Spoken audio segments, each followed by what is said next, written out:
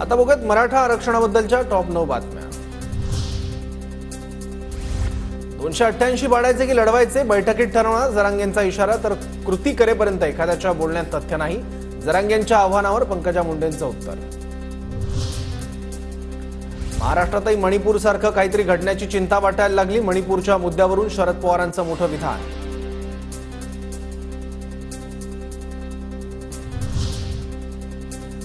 मराठा समाजाचे 225 आमदार निवडून आणण्याचा पवारांचा डाव, प्रकाश आंबेडकरांचा आरोप, तर फडणवीस आणि जरांगे पाटलांचं भांडण नकली, आंबेडकरांची टीका।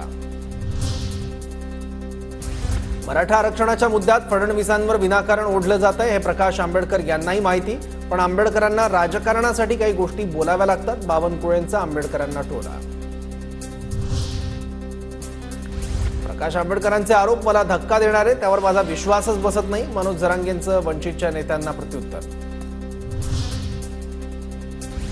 पवारांना विनंती आहे त्यांनी दंगलीला पूरक वक्तव्य करू नयेत, पवारांच्या तोंडून राजकारणासाठी अशी भाषा शोभत नाही, राज्यात कुणीही दंगलीची भाषा करू नये, बावनकुळेंचा पवारांवर निशाणा। सध्या आरक्षण प्रश्नी सुरू असलेल्या आंदोलनाला सामोरं जाणं गरजेचं, जात गणना आमच्यासाठी सेकंडरी विषय, शिंदे गटाचे आमदार संजय शिरसाणांचं वक्तव्य।